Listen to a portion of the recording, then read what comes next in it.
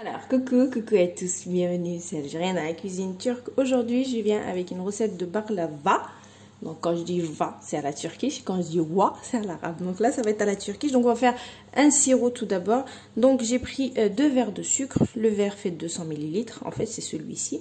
C'est le même verre avec lequel je vais prendre les mesures d'eau. Donc, 2 verres de sucre et 2 verres d'eau. Voilà, tout simplement. 2 verres de sucre, 2 verres d'eau.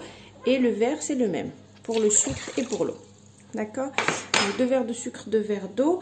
Et là, j'ai une tranche de citron, comme vous pouvez voir. Je vais allumer. Donc, on va mélanger. Je vais allumer. Au bout de 5 minutes, dès que ça commence en fait à bouillir, je retire le citron et je laisse encore 5 minutes. Au total, il vous faut 10 minutes de cuisson. Donc, on mélange. Dès que ça commence à bouillir, dès que ça porte à ébullition, on retire le citron et on laisse encore 5 minutes autres. En attendant que ça porte à ébullition, là j'ai mis des amandes et je vais les enfourner, donc on va les faire un petit peu griller. Voilà, et ensuite on viendra les mixer, tout simplement. Vous pouvez prendre des arachides, vous pouvez prendre des noix. Bon, les noix, vous les faites pas revenir. Donc les arachides, vous les faites revenir. Les amandes ou de la pistache, c'est à vous de voir. Donc là, vous avez vu, ça commence à bouillir, je retire le citron, je le laisse pas autant. Là, je laisse encore 5 minutes et je retire. Pas trop laisser parce qu'on a mis deux d'eau en fait. Donc, faut pas que ça devienne dur après, votre sirop. D'accord? Donc, encore 5 minutes et je ferme. Donc là, au bout de 5 minutes encore, je ferme tout de suite. Sinon, ça va devenir du ciment. Okay. Donc là, c'est parfait. Pas plus ni moins. Nickel. Bon, bah voilà, je les ai fait dorer un petit peu. On attend que ça refroidit. Je mixe et ça sera bon. Et mon sirop, il est prêt. Donc là, j'ai voilà, mixé. C'est parfait. J'ai pris de la pâte filou. Donc, je vais l'ouvrir et je vais la couper par rapport en fait à mon plat qui va au four. Donc voilà, là je l'ai mis dans mon plat et en fait, je vais découper voilà, par rapport à... Voilà. Il va me rester des chutes, mais les chutes, on va les utiliser. Donc voilà, grosso modo, ça va vous donner ça. Ok.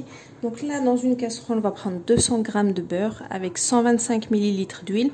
On va les faire fondre et on est parti. On aura normalement tout ce qu'il faut pour attaquer. Donc voilà, j'ai mis l'huile et j'ai mis les 200 g de beurre. Je vais faire fondre ça. L'huile, ça va vraiment garder ce côté croustillant au baklawa. On a tendance à mettre que du beurre, mais c'est faux. Donc le beurre, c'est bien, du bon beurre, mais l'huile, c'est encore mieux. Donc il faut toujours ajouter un petit peu d'huile. Merci, donc ça a fondu. Donc on est parti. Donc dans un premier temps, on va prendre et on va beurrer. Donc notre plat. Donc là, c'est la base. Il faut beurrer votre plat. Et là, c'est parti pour le montage. Donc, on va prendre une feuille. On va la poser. D'accord? Voilà. Celle-ci, je ne la beurre pas. Je remets une autre par-dessus. Et là, je commence à beurrer. Ok? Donc, pas non plus exagérer, mais juste, voilà, histoire d'en mettre un petit peu comme ça. On étale et ensuite je mets une feuille, je beurre, une feuille, je beurre jusqu'à arriver à la moitié du paquet. D'accord? Arriver à la moitié du paquet, je reviens. Donc entre temps, alternez avec les chutes. Comme ça, vous les faites passer. Et je les mets toujours en bas. Comme ça, j'ai une épaisseur plus grosse en bas. Là, je continue. Et je disais en fait, avant que ça coupe, les chutes, je les mets toujours en bas.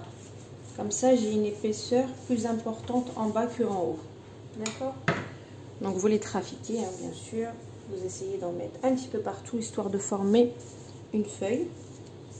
Ok? Voilà. Mais il faut les passer. Hein. C'est pas parce que je les ai coupés qu'on va pas les passer. Et dans un baklava, si vous avez remarqué, l'épaisseur du bas elle est toujours plus épaisse que l'épaisseur du haut. Donc les chutes, on les met toujours en bas. Vous avez vu, là c'est la partie des chutes. Mais par contre, il ne faut pas mettre que des chutes. Il faut alterner hein, avec une feuille complète. Et puis, voilà quoi. Et après, des feuilles coupées. Et là, mon four, il est en train de préchauffer à 180 degrés. Et la cuisson, en général, c'est 40 minutes. D'accord? Allez, c'est parti. Je continue jusqu'au milieu. Donc là, j'arrive à la moitié. Donc là, je vais mettre celle-ci. Et je ne la beurre pas non plus. Ok? Donc là, à ce moment-là, vu que je ne l'ai pas beurré, je vais mettre ma couche de... Voilà, du fruit sec que vous aurez choisi. Et vice versa. Donc, je vais mettre une. Et là, par contre, je beurre. Ok? Et jusqu'à finir, donc, toute ma pâte à filou. Donc là, j'arrive à la dernière. Donc là, je la beurre pas pour l'instant. Donc, on va essayer de rentrer, vous savez, les côtés à l'intérieur. Vous les rentrez avec un couteau, comme ça, tout autour. Une fois qu'on a bien rentré, comme vous pouvez le voir dans les creux, tout autour, on va couper. Vous pouvez couper selon, vous coupez selon vos envies, des carrés, voilà, en losange, comme vous voulez. Moi, je vais la couper, limite, je sais pas si c'est un triangle ou c'est un losange, bref. Là, je vais couper donc mon plateau en deux, d'accord? Voilà. Déjà, on le coupe en plein milieu. Ensuite, je le coupe en 3 à ce niveau. Donc, ça va me faire 1, 2, 3, 4, 5, 6 carrés. Et chaque carré, on coupe en deux comme ça, en biais. Voilà, vous voyez. Une fois que j'ai coupé, le reste, je viens badigeonner avec et j'enfourne. Donc, comme je vous ai dit, à 180 degrés, entre 40 et 45 minutes. Il faut vraiment que votre baklawa soit bien cuit pour avoir un côté croustillant. Si vous ne laissez pas bien cuire, une fois que vous aurez mis le sirop, il va se ramollir. Je disais en fait, si vous ne laissez pas votre baklawa bien cuire, une fois que, voilà, en fait moi je le laisse bien, mais vraiment bien, faut qu'il ait vraiment une très belle dorure. Parce que si vous ne le laissez pas avoir une belle dorure et bien cuit, en fait une fois que vous allez couler le sirop par-dessus, il va se ramollir, pardon, automatiquement. Et l'erreur qu'on fait tous, comme je vous l'avais déjà dit, c'est, bon, de temps en temps, je le fais aussi, mais de temps en temps, en fait, si vous voulez garder votre baklawa bien croustillant, c'est qu'une fois sorti du four, vous le laissez 5-10 minutes. Et ensuite, vous mettez le sirop, d'accord? Vous mettez pas le sirop, tu sais, genre un truc chaud, un truc froid. Non, il faut que les deux soient, voilà, le sirop soit froid et le baklawa, il faut que vous le laissez 10 minutes se reposer avant de mettre le sirop. Et là, vous allez voir une croustillance pendant des jours et des jours. Donc c'est bon, moi j'enfourne et je reviens dans 40 voire 45 minutes. Là, c'est sorti du four, j'ai attendu vraiment 10 minutes.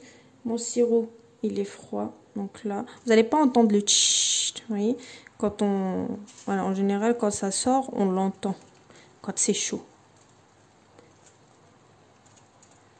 Mais là, vous ne l'entendrez pas, parce que c'est pas le but. Donc, je mets le sirop complètement et on laisse reposer.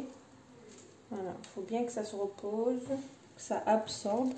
Et ça sera bon. Vous voyez ma cuisson? Elle est bien cuite. Les taches que vous voyez, c'est rien, c'est juste le beurre. Voilà. C'est parfait. Regardez de plus près, j'ai vraiment bien laissé cuire, mais vraiment bien comme il faut. Ça s'est décalé des parois comme ça. Parfait.